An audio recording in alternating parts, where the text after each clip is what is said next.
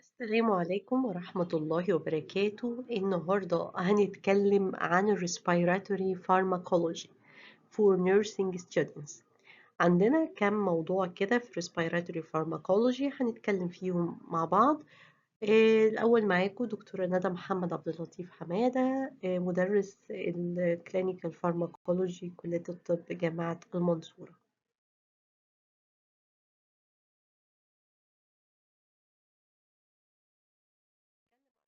فده protective mechanism ربنا خلقه علشان يحمينا من حاجات كتير وفي مواقف كتيرة جدا.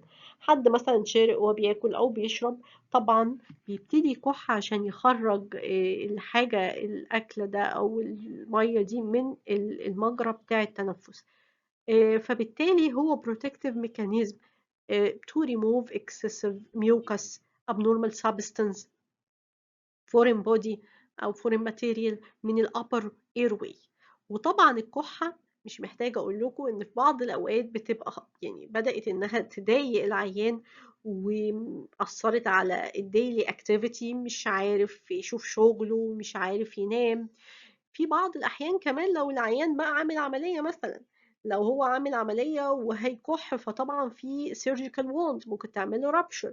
فكل ده بتبقى حالات أنا عايزة أوقف الكحة دي للعيان. الكحة ما ننساش كمان إنها ممكن تبقى acute sub acute chronic، حسب هي بقالها قد إيه عند العيان. يعني لو بقالها مثلا وقت أقل من 3 شهور عند العيان، 3 أسابيع عند العيان، فدي بعتبرها acute cough. واشهر سبب للاكيوت كاف هو respiratory infection، ده اشهر سبب. طيب لو هي كرونيك، اشهر سبب للكرونيك كاف هو البوست نيزل دريب. يبقى واحد مثلا عنده allergic rhinitis او عنده مثلا sinusitis او عنده tonsillitis، وبدأ يبقى فيه secretions. السكريشنز دي هي بتسبب الايه الكحة. نيجي للسبب التاني برضو البرونكيال أزمة. كمان ما ننساش إن في بعض الأوقات بيبقى الجاسترو اسوفيجيال ريفلكس ديزيز اللي هو ارتجاع في المريء، ممكن يكون سبب برضو من الأسباب الشهيرة للإيه للكحة، واللي ساعات العيان ما بياخدش باله إن هو ده السبب. بنلاقي الكحة بالذات بتحصل بالليل بقى، لو أكل مثلا وجبة تقيلة وبدأ ينام هيحصل له ارتجاع. فطبعا بنلاقيه بيكح بالليل بالذات أكتر. كمان ما ننساش إن في أسباب تانية زي مثلا اللونج كانسر، ده واحد من أسباب الكف، وساعات بيبقى معاه هيموبتسيس كمان في بلاد.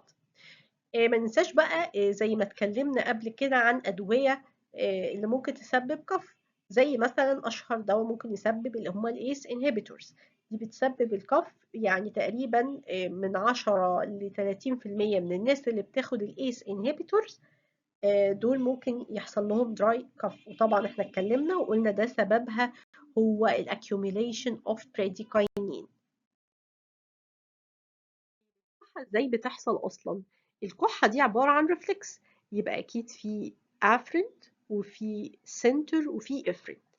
الافرنت او الافرنت في الاول بيبقى عندنا هنا موجود ايه sensory receptors موجودة between الميوكوزال سيل اللي موجودة في الفيرنكس أو اللارynx واللارجر airways.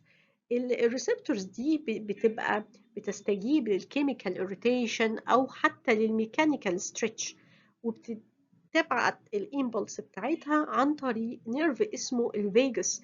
الفيجاس نيرف بيوصل لغاية الكف سنتر اللي موجود في المظلة، وبدورها الكف سنتر ده بيبتدي يبعت برضو impulse عن طريق الفيجاس نيرف الإيفرنت اللي بتروح فين بقى؟ هتروح للريسبيراتوري ماسل زي الدايفرام الانتركوستال ماسلز، ويبتدي يحصل initiation للكف.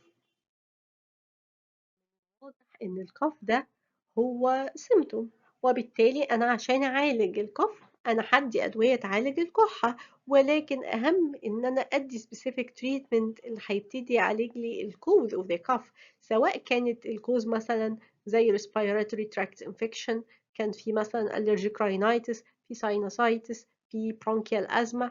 whatever الكوز أنا ببتدي أعالج الديزيز نفسه، وأنا بعالج الديزيز بدي أدوية للكحة.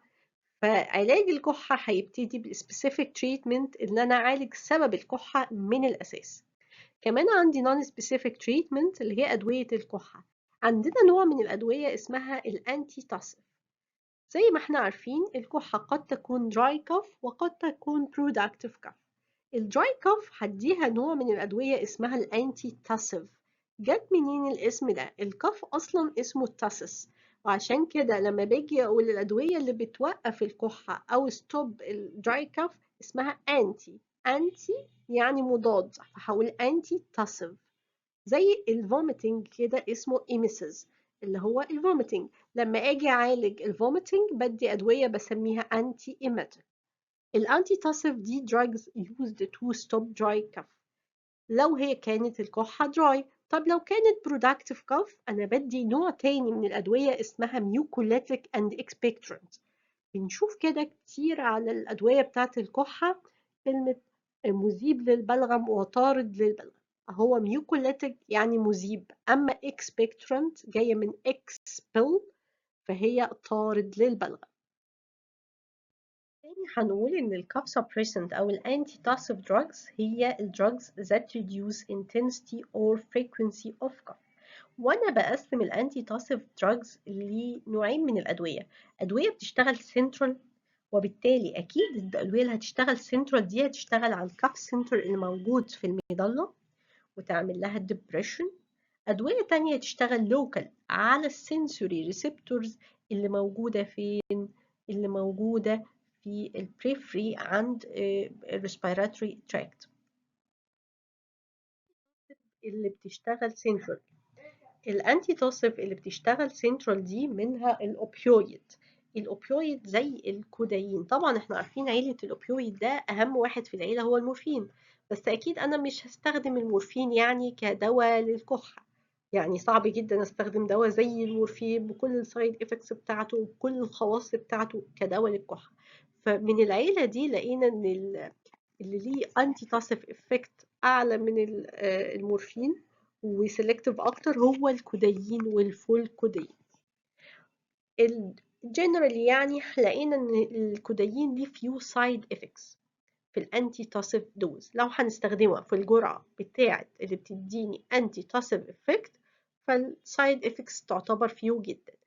هنلاقي بس ان الكودايين ممكن يعمل دراي ماوس وكونستيبيشن. طبعا فكره ان هو يعمل ديبندنس في الانتي تاسيف دوز دي بعيده جدا. علشان يعمل ديبندنس ده محتاج جرعات عاليه قوي من الكودايين، مش الجرعه الانتي تاسيف. طيب لقينا بقى ان احنا ممكن نبعد عن مشاكل الكودايين والاوبيويد ان احنا ندور على حاجه سينثيتك تبقى شبه الاوبيويد وتشتغل على الاوبيويد ريسبتورز وعلى الكاف سنتر وتعمله ديبريشن، ولكن في نفس الوقت هي مش هيبقى عندها السايد افكتس الكتيره بتاعه الاوبيويد. فلقينا دواء اسمه الديكستروميثورفان. الديكستروميثورفان مش هيعمل لي دراوزنس ولا الايوفوريا ولا الانالجيزيا ولا كل السي ان اس سايد افكتس الا في جرعات عاليه جدا جدا جدا. طيب السؤال اللي هيتبادر في ذهننا، هل المورفين ممكن استخدمه كانتي تاسيف؟ لقينا ان المورفين ممكن يستخدم في حاله واحده بس، لو كانت terminal conditions of lung cancer وفي distressing cough. طبعا بيستخدم بقى في الحاله دي كانالجيزيا، لأن طبعا المرضى دول هيبقوا محتاجين analgesics، وفي نفس الوقت هيستخدم for suppression of cough. غير كده طبعا المورفين صعب استخدمه في الحالات اللي زي دي. طبعا ناخد بالنا من النيرس consideration ان الأدوية دي بتاعة الأوبيويد أو الكودايين مثلا ليه respiratory depression effect، فلازم نبقى نعمل monitoring للعيان ونشوف ال respiratory effort. كمان لازم ناخد بالنا من signs of dependence، لأن الكودايين زي ما احنا عارفين ليه potential for abuse and dependence. في ناس كانت زمان بتدمن أدوية الكحة إن هو يبتدي يشرب إزازة كده من الكودايين، لأن انتوا عارفين الكودايين أصلا يعني ليه potential of abuse and dependence. ممكن العيان يدمن دواء زي ده بالذات لو اتاخد في جرعات عالية زي ما قلنا، يعني يشرب الإزازة كاملة. لكن فكرة ان انتي تاسيف دوز فطبعا ده صعب يعمل dependence لو هو بياخدها في الانتي تاسيف دوز. لو جينا بقى نشوف اللوكال اكتنج انتي تاسيف زي الستيم انهاليشن وزمنتول or tincture benzoin compound، هنلاقي دي كلها compounds بتشتغل لوكال. بمعنى إن هي هتشتغل على السنسوري ريسبتورز وتقلل الإريتيشن. دوا مثلا عندنا زي الفابوزول ده عبارة عن إيه؟ عن منتول وكامفر أويل، حاجات كده طبيعية بنحط منه معلقة على مية مغلية، نبتدي نستنشق الستيم اللي طالع ده، البخار اللي طالع منه، وطبعا بيعمل لي إيه بقى؟ بيعمل ترطيب للاير واي، ويقلل الاريتيشن في السنسوري ريسبتورز، فيعتبر طريقة كويسة جدا عشان يقلل الكحة.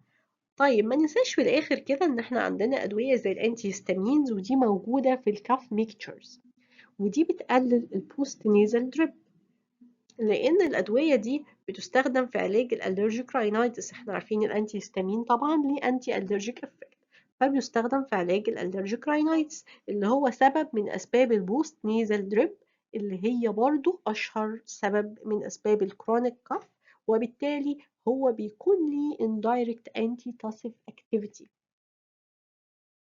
فبنلاقيه موجود في بعض الكاف ميكتشرز كعلاج، لكن هو ملوش زي ما قلنا دايركت antitussive، هو يعتبر indirect antitussive activity.